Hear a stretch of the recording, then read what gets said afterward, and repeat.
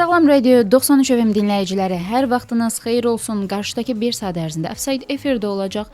Bu müddət ərzində mən Günay Xəlil və Ceyhun Rzayev sizinlədir. Salam Ceyhun, xoş gəlmisən, necəsən? Salam Günay, yaxşıyam. Bütün dinləyicilərimizi və tamaşaçılarımızı salamlayıram. Ceyhun, Azərbaycan futbolunda bəzi qalmaqallı hadisələr və arada qızışmalar baş verir çempionatın sonlarına doğru getdikcə. Bəlkə də ötən mövsümün əvvəlində bəlkə də fikirləşsək yuxumuza da girməzdik ki, mövsümün sonunda bu cür qalmaqallar, davalar, mübarizə, rəqabət olacaq. Misir Premyer Liqasının 23-cü turu ilə start verək və daha sonra həftə ərzində futbolumuzda baş verən ən maraqlı hadisələrə, ən yadda qalan hadisələr barədə danışmağa, müzakirə etməyə start verəcək. Misir Premyer Liqasının 23-cü turu çərçivəsində Kərvan Yevlax və Sumqayıt komandaları qarşılaşdı. Bu qarşılaşmada 1-1 hesablı heç-heçə qeydə alındı. Sumqayıt klubu bu qarşılaşmadan bir qələbə götürə bilərdimi? Oyundan əvvəl sosial şəbəkə hesablarında bir paylaşımlar etmişdilər. Bunlarla da gündəmə gəlmişdilər. Ümumiyyətlə Sumqayıtda vəziyyət necədir?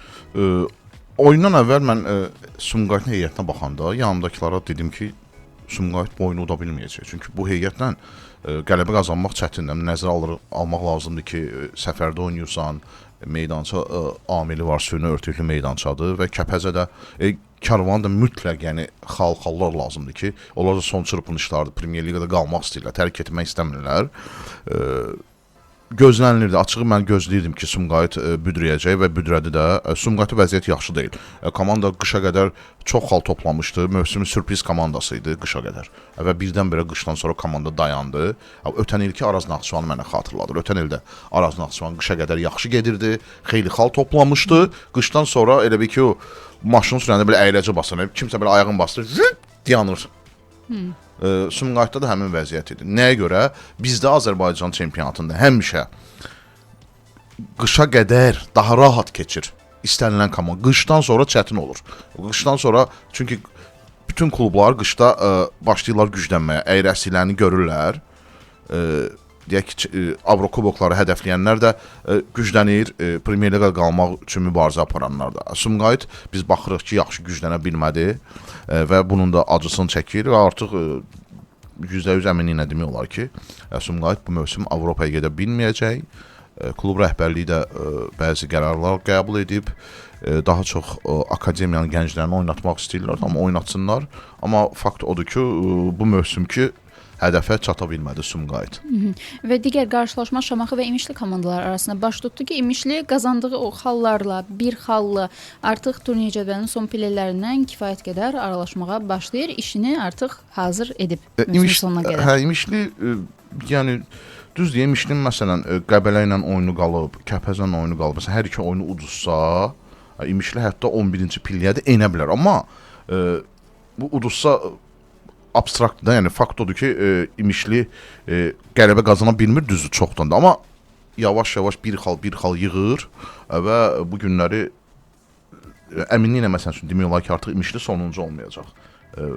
Kərvan Yevlax ona gəlib keçəsi deyil və İmişlinin mövsümü mən deyim ki, elə 9-cu, 10-cu yerdə bitirsə, məncə çox yaxşı bir nəticədir. Düzdür, klub rəhbərliyi 5-ci, 8-ci yerləri hədəflənmişdi mövsümün əvvəlində. Amma debutant bir komanda üçün ilk ilindəcə Premyer Liqada qalmaq, möhkəmlənmək məncə çox yaxşı nəticə olardı.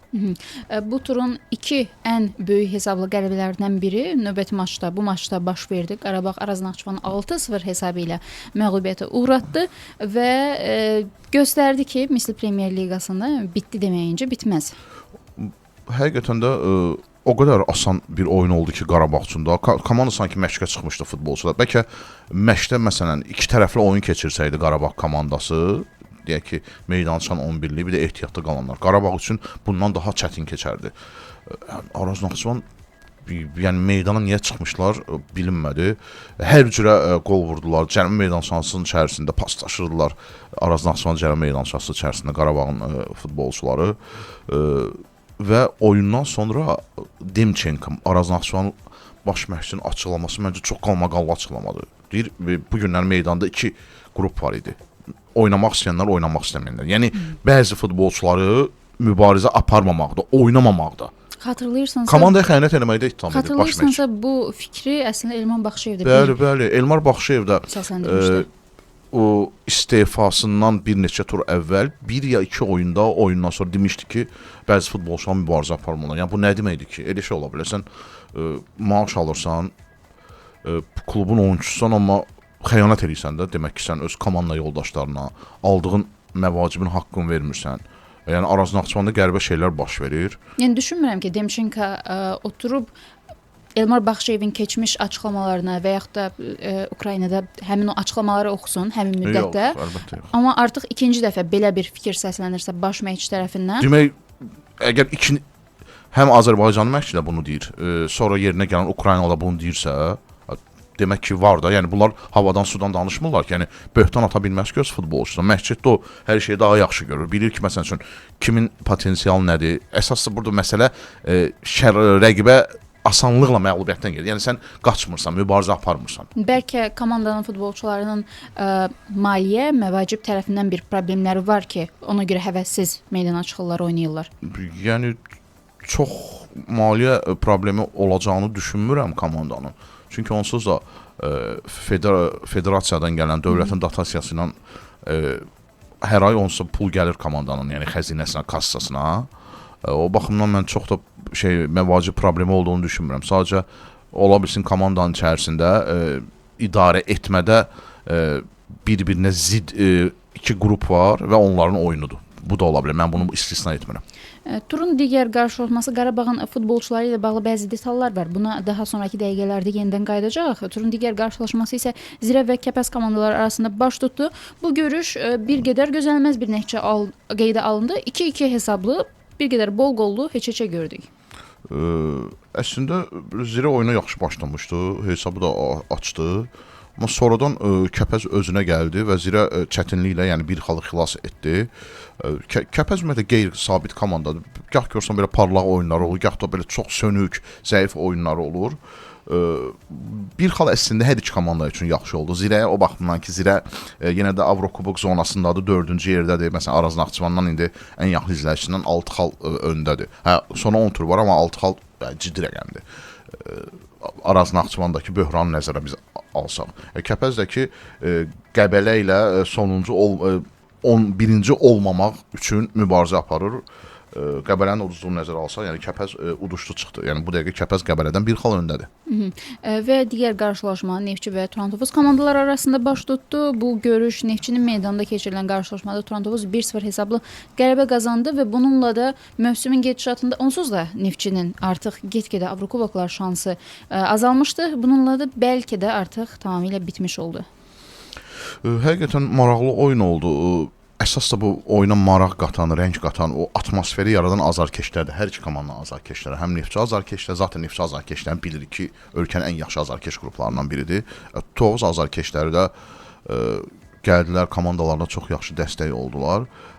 Oyun bilsin necədir? Bax, Neftçinin çox zəif oynadığını demək olmur. Amma Neftçi ancaq elə bir cür oynayırdı. İstəyirlər cinahlardan ötürmə, asma, amma hava topu ilə Turan-Tovuza qol vurmaq çox çətindir. Çünki Turan-Tovuzun oynadığı sistemi 5 müdafiəçi, 3 stoperlə oynayırlar və onlar da hündürboy, ucaboy futbolçular və onlar başla oynamaqda ikinci mərtəbədə bu komponentdə güclüdür Turanın müdafiəçiləri. Neftçi isə ancaq elə bu cür yarmaq istəyirdi və nəticələr nəticəsiz qaldı. Həmin şeyi Neftçinin elə bilmədiyini, yəni cinahdan asma, başla tamamlamağı da Turan elədi. Jorge çox qəşəng bir keçdi sağ cinahdan ötürmə və Jobatisa da başla qolunu vurdu. Bu qol Turan-Tovuzu demək olar ki, mən artıq başa düşürəm, Turan-Tovuz 90% Avropada. Çünki komanda çox təcrübəli futbolçulardan qurulub. Və bundan sonra çox da büdrəyəcəklərini mən düşünmürəm. Çünki bu komanda nəticəyə oynayır. Bu komandanın baş məqsədi nəticə qazanmağı bacarır. Parlaq futbol sərgiləmirlər, amma nəticəyə oynayan bir komandadır. O Neftçidə isə mövsüm dəyişir, baş məşqçilər dəyişir. Amma Neftçi heç cür komanda azarkeşlərini sevindirə bilmir. Öz adına, imicinə uyğun nəticə göstərə bilmir. Yəni bu mövsüm Avrokuboklara böyük ehtimal mən belə başa düşürəm ki, getdi, qatar gedib. Çünki 4-cü pillə tutmalıdılar. 4-cü yerlə arasında düzdür 8 xal fərq var deyirik, amma Zirədə axı xallarını qazanır, qələbələrini qazanır, 1 xal, 3 xal baxır oyundan. Yəni Neftçi bundan sonra Avropaya düşmək üçün 10 oyun, 10-unda da məsəl üçün qalib gəlməlidir. Neftçi bundan sonra 20-25 xal yığa biləcəkmi? 10 tura mən inanmıram. Çünki qeyri-sabitliyi var komandada. O baxımdan həqiqətən də çox təəssüfləndiricidir ki, Neftçi bu mövsümdə Avrokuboklara gedə bilməsə, bu ardıcıl 3 mövsüm eləyir, hə? Bəli. Ardıcıl 3 mövsüm Avrokubokdan kənarda qalmaq, bu şəraitlə, bu büdcə ilə, bu azarkeşlə, o gözəl stadionla, baza ilə çox təəssüfləndirici məqamdır. Yəni Neftçi belə olmamalıdır.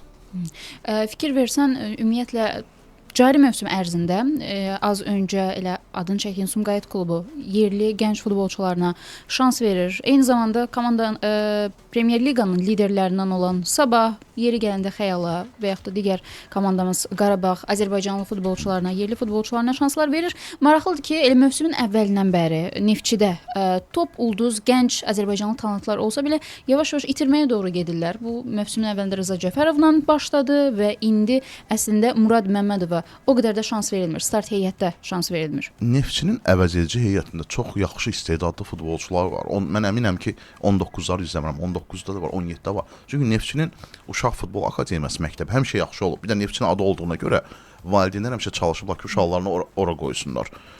Yəni bu gün məsələn Murad niyə az oynayır?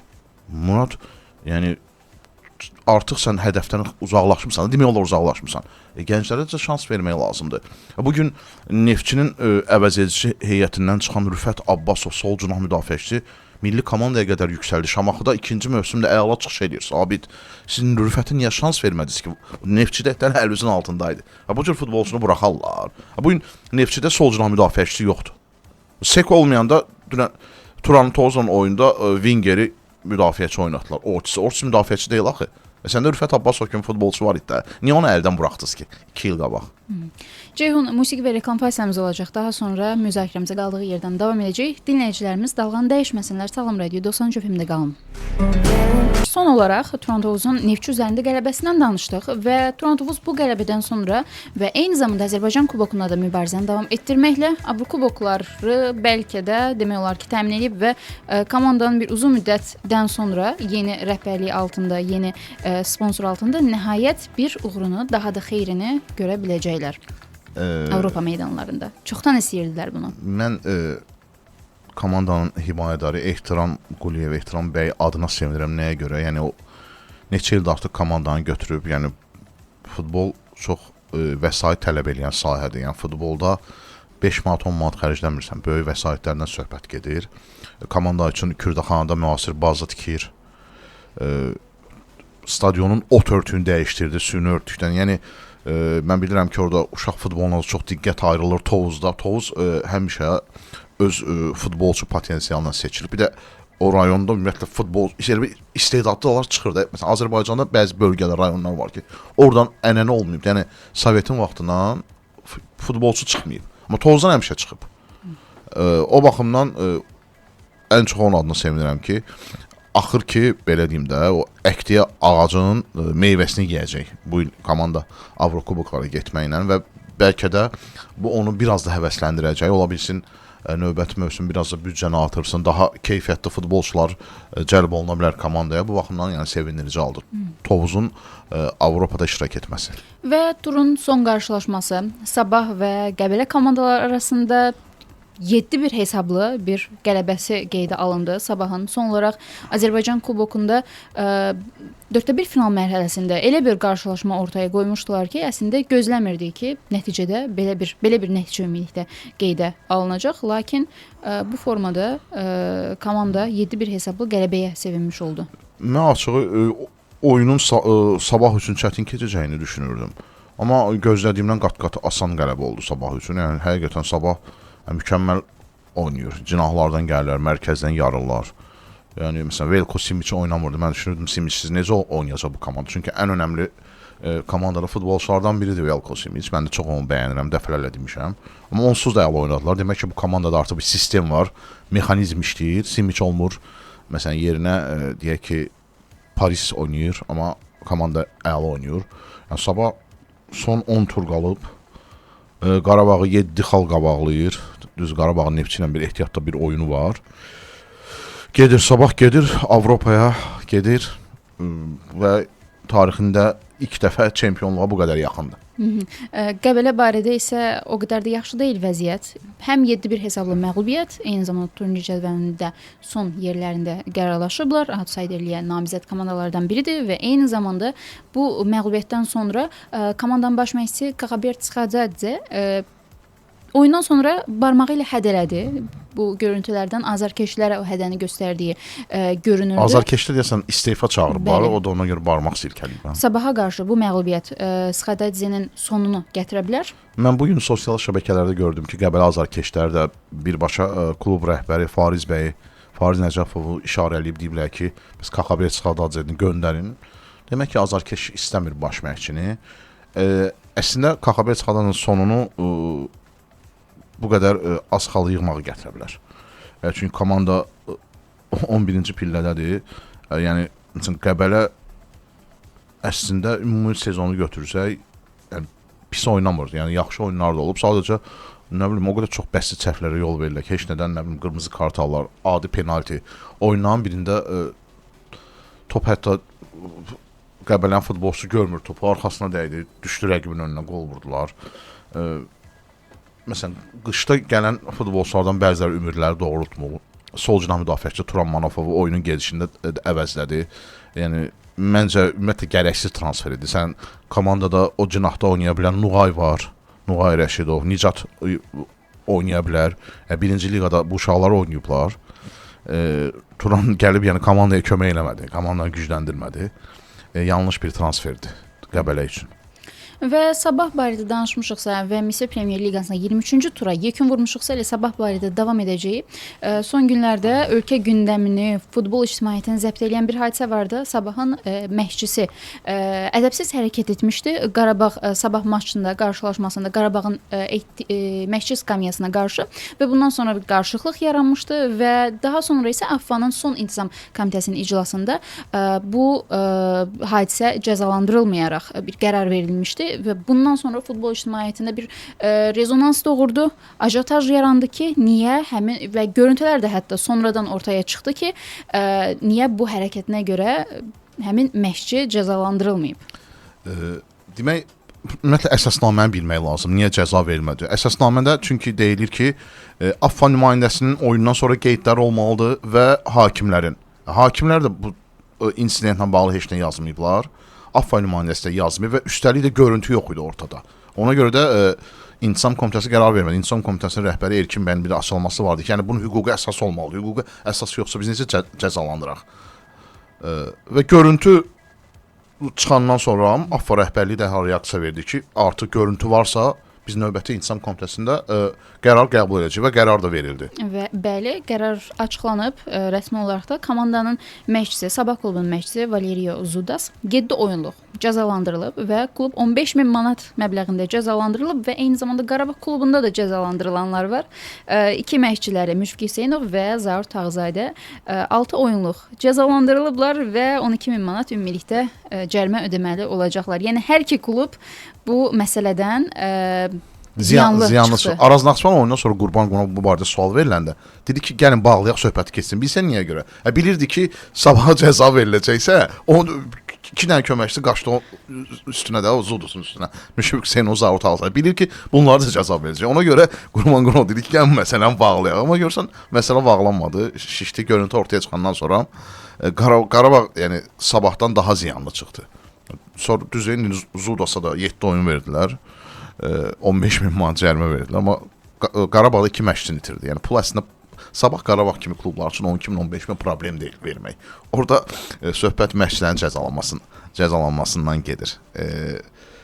Düzdür, yenə də qarşıdakı oyunlarda Azərbaycan kubokunda görəcəyik bu komandaları yarımfinal qarşılaşmalarında mövsümün gedişatında Misir Premyer Liqasının növbəti turunda 3-cü dövrəsində də yenə görəcəyik bu komandaların üzləşməsini. Kənardan da olsa komandalarına köməkliklərini göstərəcəklər. Görəcəyik bu cəzalandırılmalar sonra da komandalara necə bir təsir göstərəcək? İstənilən halda öncə futbol ictimaiyyəti üçün yenidən maraqlı bir qarşılaşmalar, rəqabət pik həddə olacaq. Qarabağın heyəti ilə davam edə bilərik. Son qarşılaşmalarda komandanın heyətində parlayan bir çox futbolçular var. Bunlardan bir Azərbaycanlı və bir də legioner oyunçu ilə bağlı danışacağıq. Azərbaycanlı ilə başlayaq. Musa Qurbanlı dayanmadan qollarını sıralayır. Son qarşılaşmada da fərqləndi və fevral ayının əvvəlindən artıq fərqlənməyə davam edirdi. Misli Premyer Liqasında Qarabağ, daha doğrusu Newcastle-la oyunu da bir kənara qoysaq, Misli Premyer Liqasına yönələndən sonra bu futbolçu da yavaş-yavaş parlamağa başlayıb.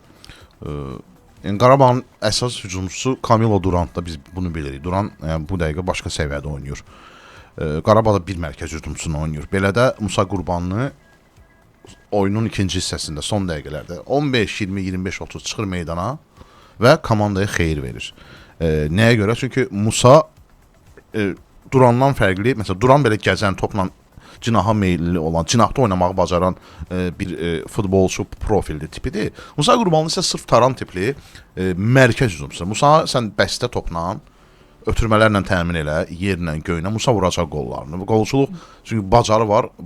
Bir də Musa da artıq o yaşda irəli, artıq əvvəl biz ona gənc futbolçu dedik, artıq yavaş-yavaş püxtələşir, oyunu oxuyur, başa düşür ki, məsələn, hara qaçmaq lazımdır, yaxın dirəyə nə vaxt qaçmalısan, ötürmə anında, uzaq dirəyə, nə vaxt müdafiəçindən yanıb geriyə çəkilib epizoda girməlisən. Bu yavaş-yavaş püxtələşir və Musa adına sevinirəm ki, nəhayət ki, atasından da layiq olduğu tərifi aldı. Musa, yəni illərdir yaxşı oyunları var idi. Sual veriləndə Qurbanova çox onu tərifləmirdi də. Bəlkə də bu da bir tərbiyə metodudur. Hər dəfə tərifləmirsən ki, övlad o tərifi gözləsin. Mən əminəm ki, məsələn, atasından... Bu əks təsir də göstərə bilər, Ceyhun. Bəlkə də, amma atasından o sözü eşidəndən sonra, bəlkə də Musa gözündən sevinci yaşı axıdı. Bəlkə sevindiyindən süpə qədər oyaq qalıb, yata bilmir. Çünki illərdir bunu gözləyirdi ki, atası onu futbolçu kimi tərifləsin. Bir hadisə yadıma düşdü, məktəb vaxtımdan bir misal çəkəcəm.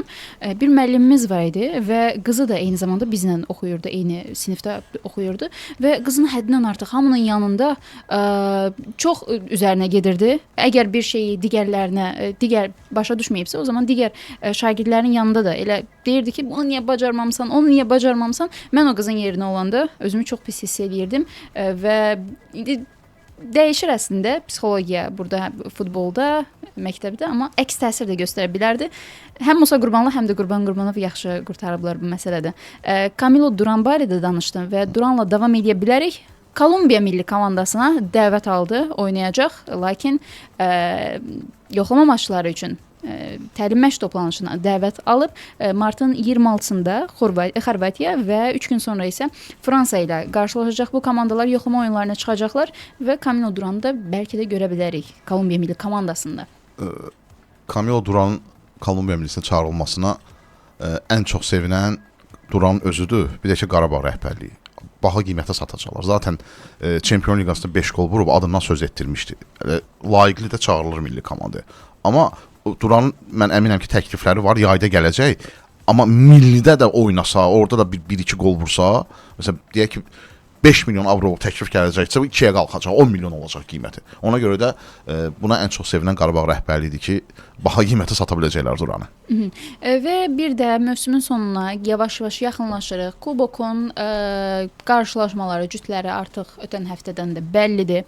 Misli Premyer Liqasında ilk dörtlükdə qərarlaşan komandalarda bəlkə də mövsümün sonunda elə Avrokuboklarda Azərbaycanı təmsil edəcək böyük ehtimalla klublardan olacaqlar və Avropanın Futbol Meets Data analitika saytı bir açıqlama yayıb ki, bir proqnoz verib ki, bu yaxınlarda da həmin proqnozunu yenidən yayımladı.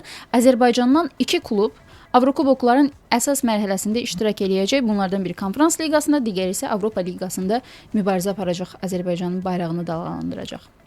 Bu senarinin gerçəkləşməsi üçün ancaq bir variant var. Sabah çempion olmalıdır. Qarabağda məsələn kuboku götürməlidir və ya ikinci kubok götürsə Avropa. Nəyə görə deyirəm? Sabahın UEFA-da reytinqi aşağıdır. Sabah indiyə qədər play-off belə oynamayıb.